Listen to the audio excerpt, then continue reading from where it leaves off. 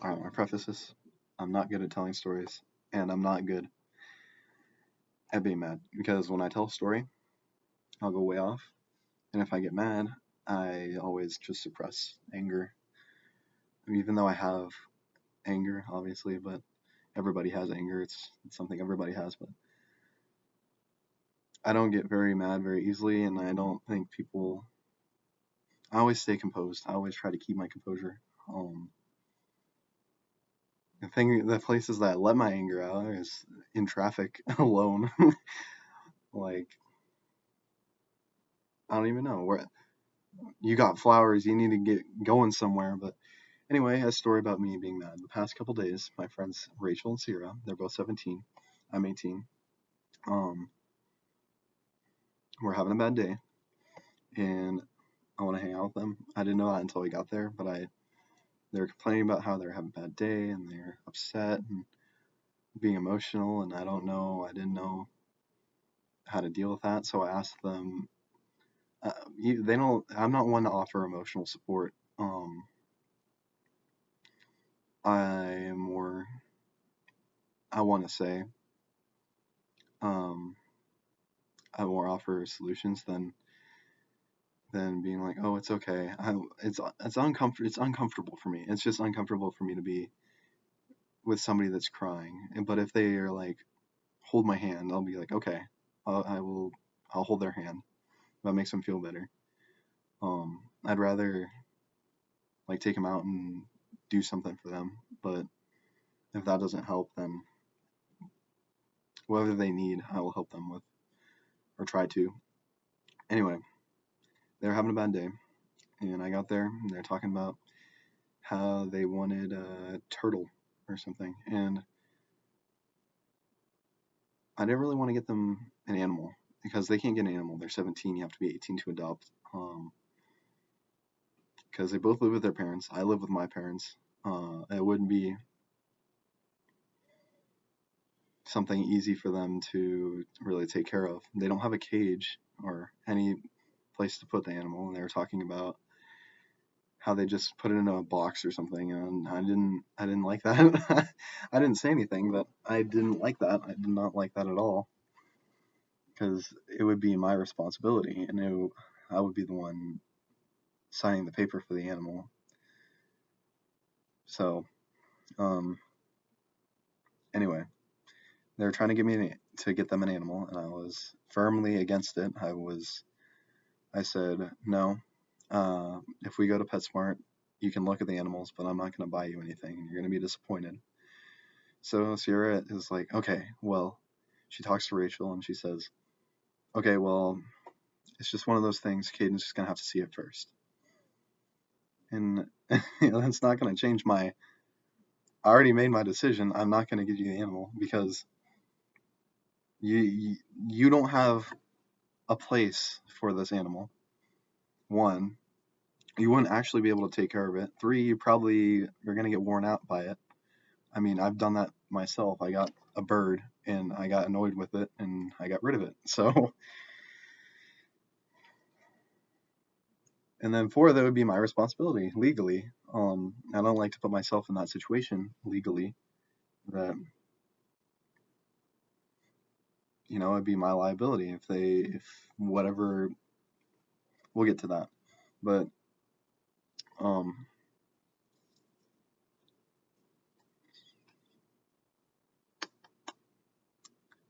and they ended up persuading me into taking them to the pet store because I was going to be over there anyway. I was going to make copies of keys. Um, so I walk into the pet store, arms crossed, and I obviously was opposed to this. I wanted to show it with my body language, so my arms were crossed, and I was very unemotive, and that's how I get when I'm angry. I don't actually get, upset and aggressive or whatever. I shut down, and I don't let my emotions out. They go in, or I get very snarky. Like with my parents, if they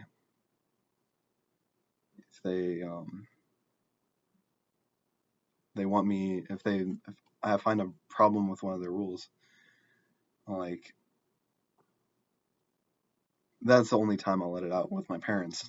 I don't let it out around people I don't know very well, extremely well, and I even if like with good friends, I won't let out my anger because I feel like it's an uncomfortable situation for them, and I don't want to be the guy that gets angry, and ruins a friendship because of it, or that aggressive guy. I'll play around. I can pretend to be angry. I won't actually be angry, and people misread my playfulness, I guess, as anger. Um, I'll really get into like banter, you know, but I won't actually get angry. It's also a very hard thing to get me upset. I think, and I'm shifting everywhere. um, but there aren't many things that get to me, but the one thing that does get to me are being confused. I hate being confused, and if somebody puts me in a situation where I am confused, that will make me upset. Um, or like if somebody wants to put me in a situation where I could be legally liable, as in owning a pet or doing donuts in my car, that's that's another story. But this pet thing, they got to the pet store.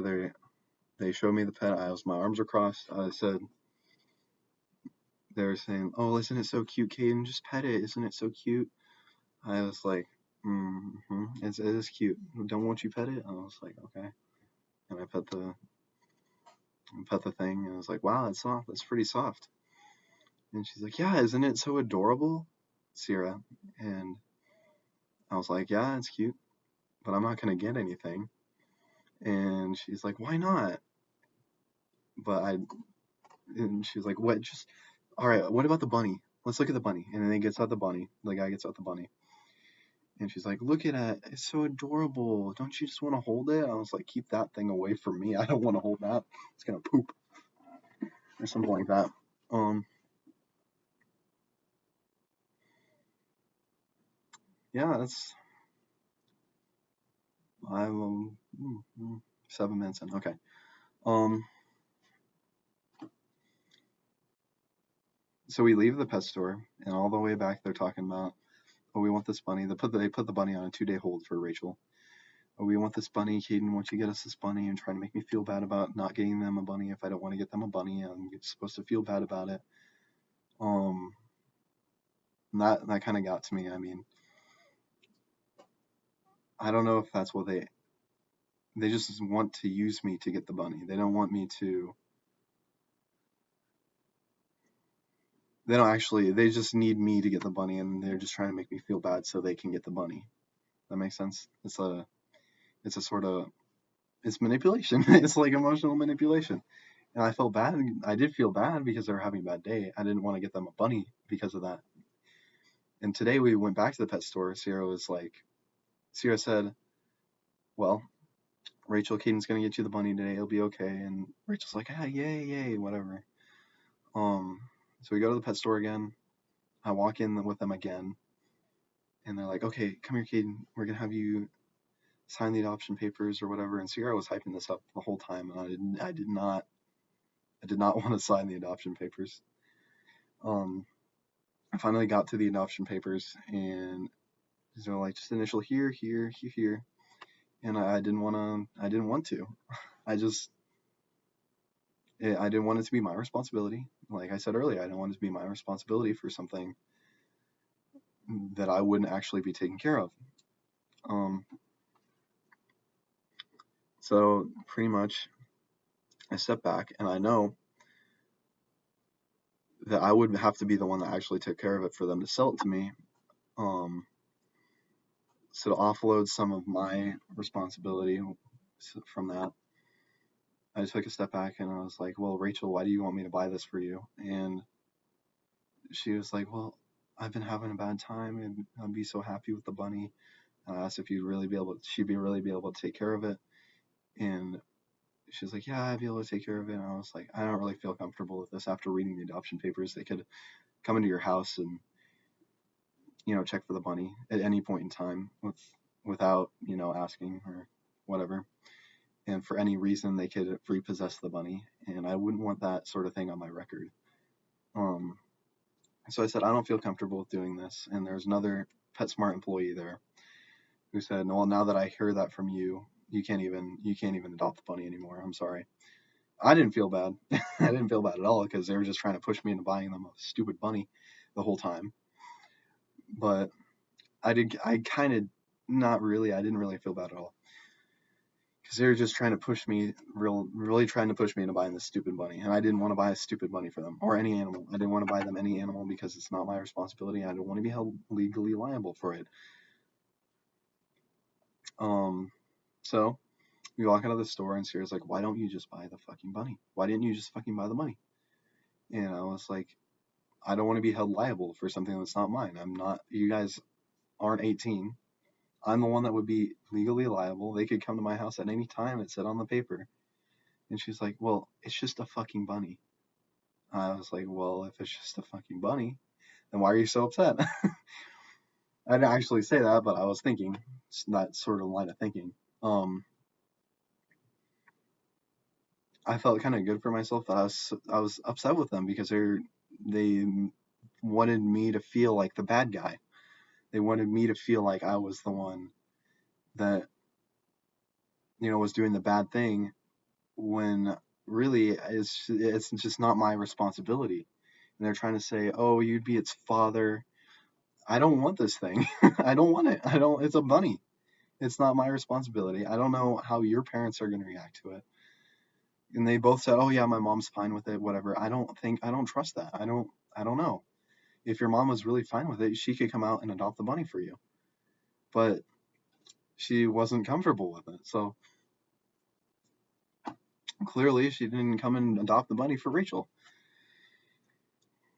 At that point, she was like, I'm kind of pissed off at you. And she just tried to make me feel bad again. And I didn't feel bad. So yeah, I kind of care about my friendship with Sierra, but it's more important to me that I'm not held legally liable for something that isn't my responsibility. It's just, I don't know. I don't understand why they try to make me out to be a bad person for that. I mean, what is this like obtuse? Is on its head. It doesn't make sense. I mean, if you can't get a bunny, you find somebody else that's able to get the bunny, and then you pressure them into getting you the bunny. If they don't want you to get the bunny, then they're the bad guy. I don't. It's just I don't get upset because yeah, I just don't really get upset, but it doesn't make sense to me. It really upset me because they were mad at me. I understand that they're having a bad day, but and maybe they just don't understand that like the legal liability, or they're trying to tell me in the moment, oh, nothing's gonna happen, it's totally gonna be okay. But if that bunny bit somebody, I would be sued. I don't want to be sued. Um, and for that reason, I wouldn't sign the paper, and they got upset with me, and then I got upset, and I went off and told my parents, and they told me, "Good job, you stood up for yourself." And well, here I am now. It just happened just earlier today. But the thing about Sierra that I don't like about her is she is controlling. I mean, but she might think for her, she's pushy. I don't know if controlling or pushy is the right way to put it, but she won't have a problem blocking you if you don't comply, which is kind of just weird. I don't understand.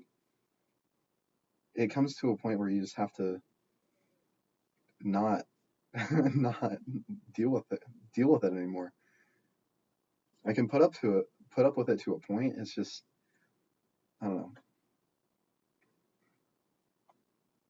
Getting a bunny for someone, which would be legally my problem, I'm not going to put myself through that.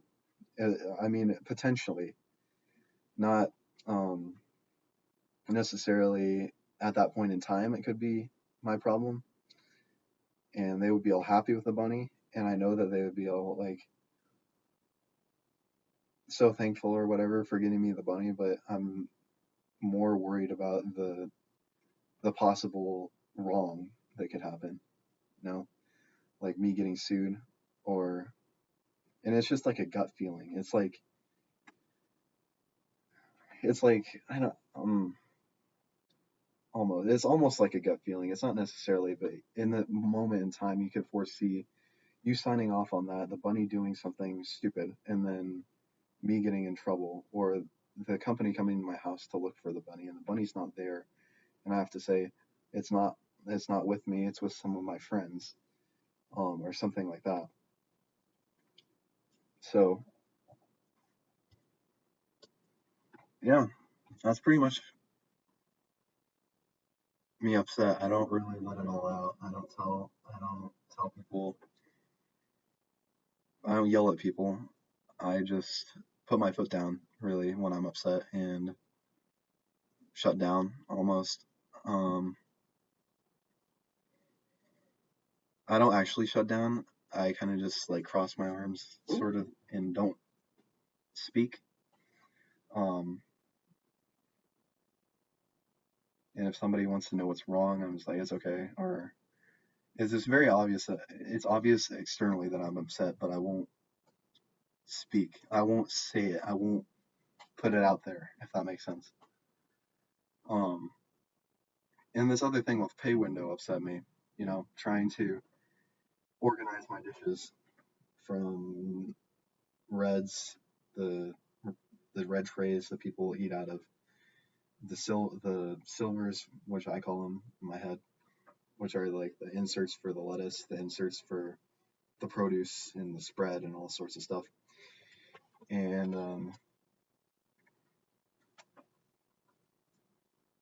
the lettuce, big lettuce things. I try to get those out of the way first because it makes it look more neat. But if somebody just throws a dish in there, especially if it's a spread silver, a spread insert, it will just totally mess everything up because the spread, it contaminates the soapy water, and you can't reuse this contaminated soapy water with a spread in it. And then I have to take the dish out, put it into the separate. Oh, I feel like I have to take the dish out and put it into the rest of the silvers and finish the big stuff first, and then do the silvers, and then do the reds.